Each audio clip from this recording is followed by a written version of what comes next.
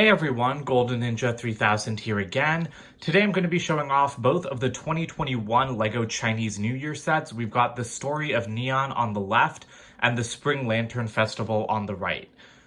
The Story of Nian was $80, while the Lantern Festival retails for $120. Both of these sets were released in mid-January, I believe on like the 10th or 11th, and both of them are retiring at the end of this year, so if you haven't gotten them already, now is a great time to do so. The Story of Nian sets this scene of a family or a group of friends outside a house, and they're trying to ward off this monster. This is a traditional Chinese New Year tale. It's illustrated at like the start of the instructions. Like they kind of come with like little comic book style things, which are really nice. And I think that this is fantastic because you've got like these Chinese New Year sets are all about display and detail. So you've got a very detailed facade here. However, the thing that I don't like about these sets is that there's like nothing on the other side. There's not even like some steps down to suggest an interior. The entire thing is just blank. And I guess I'll just talk about this right off the bat. This is why I feel like this set isn't worth the price, because even though it has a very large footprint, like this thing is really wide, it's literally just a wall and some doors and a monster. Like that's it. And so I really don't like that it's $80. We've got a bunch of different figures out here, but my favorite is definitely the Year of the Ox minifigure.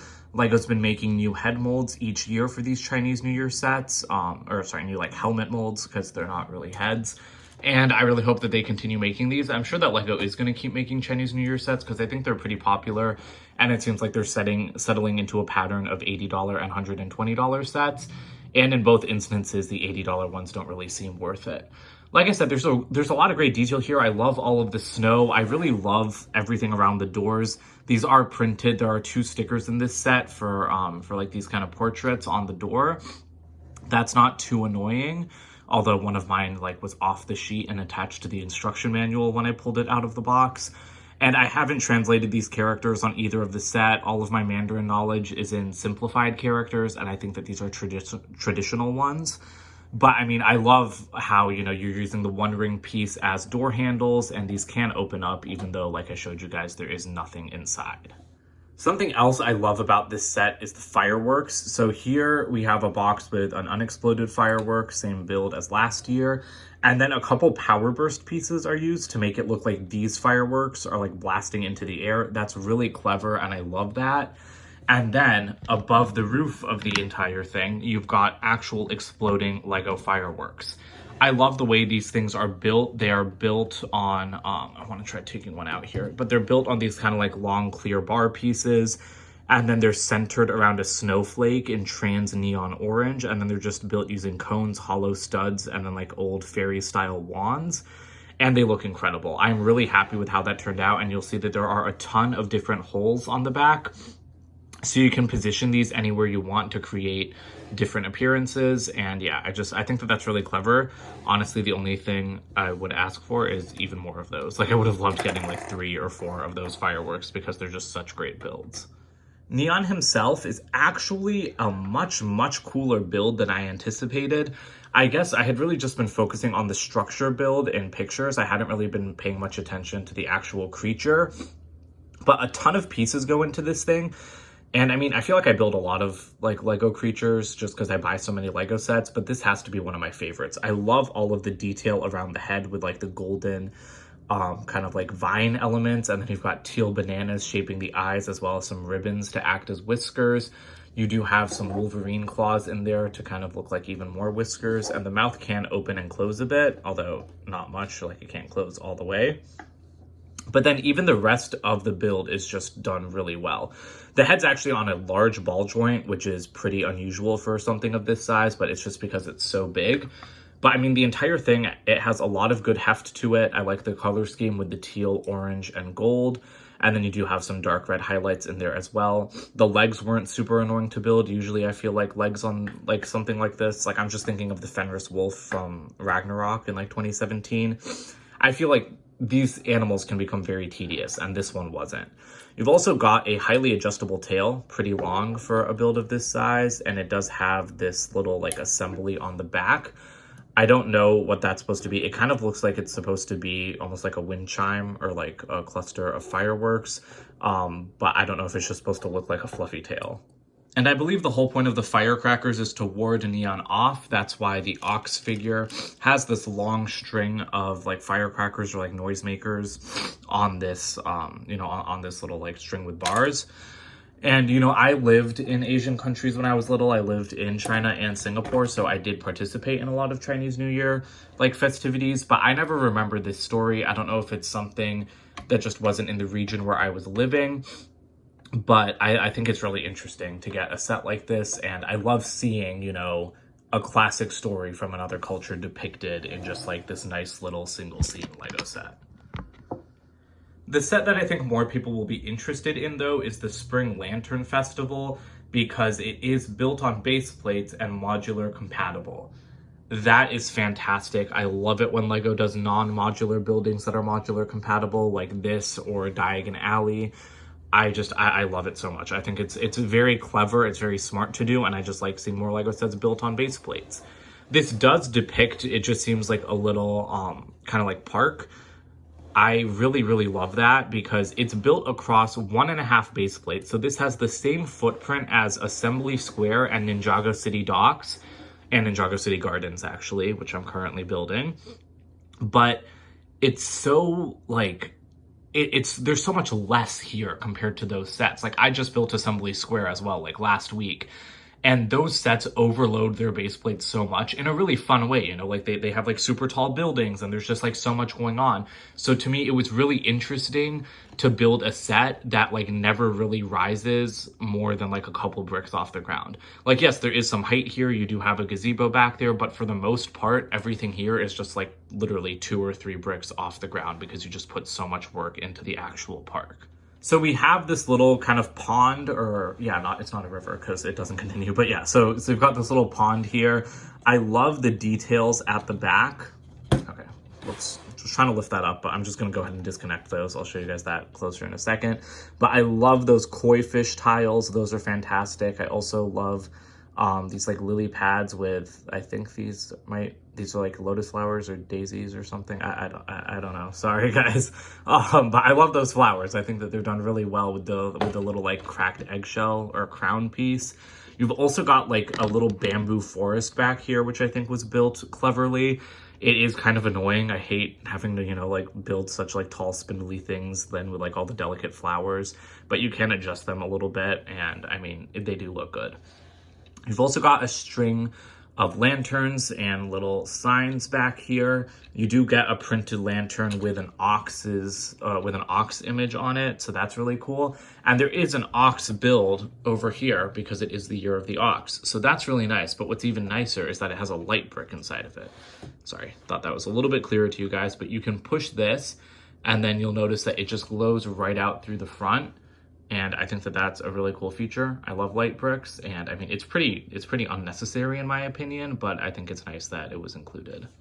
You've also got this stone bridge in the center. That's a great build and probably like my second favorite part of the set after the pavilion or gazebo build. And then there are more ox lanterns situated around the sides. You've got some nice stone paths there, and then you do have entrances. You have 2 entrances to this park. I love these entrances. I really like the circular design. And again, like the walls here are pretty low. There's a little tree, but I mean, it's just nice detailing. You've also got some unprinted lanterns and then lamp posts. And so while this is modular compatible, you'll notice you've got the holes on this side as well as on this side. The sidewalks aren't completely compatible because these sidewalks are much smaller than the modular ones. And then you'll notice you have stuff like the bench that's kind of in the middle of the way, or you have the lamppost that's kind of in the middle of the way. So it's compatible, but it definitely doesn't flow as well as actual modular buildings do, although of course that's to be expected. And lastly, you do have these little like vinyl pieces that have Chinese characters on them. Again, I didn't translate these because they are traditional. At least I think they're traditional. I also asked my friend to translate them and she said that they were traditional. So I'm going to trust her judgment because I found it difficult to read some of them. Here's the other section, the 16 by 32 one. You do have a little minifigure out here welcoming people to the park. I think that that's really cute. Great exclusive torso print. And you've also got some more banners. This entrance is basically the same as the last one. And then on the inside, you've got these like little rows of lanterns. These were kind of a pain to build, just to like line them up perfectly, but they look really good. And again, you can really see like you put bricks down all over this entire base. So it is like fairly heavy. And that's just not something you do on modular buildings and stuff like Ninjago City and Diagon Alley. Like well, okay, Diagon Alley is like a less great example, but I mean, like, there's so much hollow space, especially in something like Ninjago City, because Ninjago City is the only other base plate set where you really put so much work into kind of like the vegetation. You do have a little stone bench over here, and then the only other thing is really the gazebo itself, or the pavilion. I don't know why I keep calling it a gazebo, because I think maybe just because it's small, so I keep wanting to call it a gazebo. But I really love the way that this is built. I think it looks fantastic with the dark red colors. And then you've got the beautiful dark blue roof with, again, new color bananas, some teal accents. You've got a BB-8 body up there in blue. Just really clever parts usage all around. Another sign. There's a little table in there.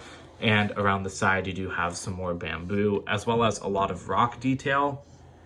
I really like how all of the rockiness is built up around the base, although you can see there are some gaps in there. That's to be expected, because the way that this was constructed is pretty clever. This is a hexagon, right? This is a hexagon, not an octagon. But yeah, so it was really clever just building that, because LEGO doesn't really have pieces that lend itself naturally to hexagons. So you can put these sections into the configuration that they come in already, or you can switch it up because, again, it is modular compatible. So you could connect them this way.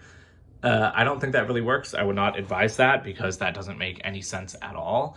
So yeah, don't do that. But I mean, it's a possibility. The other thing you can do is you can connect this backwards, which again, I would not advise because it doesn't make any sense. That would make the path to the bridge just, terminate at the side of a gazebo. So that's kind of awkward, but I think it's better than the last solution. The only other officially recommended solution is this one. You kind of have to, whoops. A little bit of trouble setting that up, but here it is. This puts the two entrances next to each other and it positions the pavilion on the right side of the build. I do not really like this, so I think it looks cool with the two entrances next to each other, but then you're faced with the same problem where the bridge just kind of goes off into nothing, which is going to be even worse if you connect this to a modular building, because this is like a brick and a plate above the ground. It's like a minifigure is just going to walk and fall face plant right onto a sidewalk. So I really prefer just the official configuration because it just provides a nice little closed loop park. All right, well, that does it for this little Chinese New Year collection video. Let me know which set you guys like better. Mine is definitely the Spring Lantern Festival. However, I still feel like even for $120, it just feels like a little bit expensive. I mean, it's got 1,600 pieces. Story of Nian also has 1,000 pieces for $80. And I mean, they have all these prints. They have great minifigures with exclusive prints, but I don't know what it is. They feel expensive for the amount of stuff that you actually get here. Especially Story of Nian. I do not know where 1,000 pieces went on that thing. I was building it and I was like, this set is 1,000 pieces, because I couldn't tell where they went. I mean, they all must have gone into Nian himself because it was really just confusing to me. The Spring Lantern Festival, I understand more why it costs that much after building it, but I still feel like it should be $100. I still feel like $120 is a little bit expensive, even though it is super detailed. So I'm hoping that next year's sets give a little bit better value for money. I forget what year's coming up next in the Chinese Zodiac, but I'm really excited to keep getting these because I love them so much. And I really love seeing other cultures represented in LEGO. It's really nice, and I hope that LEGO continues branching out after doing stuff like the Day of the Dead brickheads this year. I hope that we start to see, more cultural, more of other cultures in the LEGO seasonal theme. It doesn't all have to be Christmas and Thanksgiving and Easter and Halloween. Give us something else that's interesting. So that's it for today. Don't forget to comment, like, and subscribe, and check out my website, goldenninja3000.com, and I'll see you guys with more videos soon. Bye for now.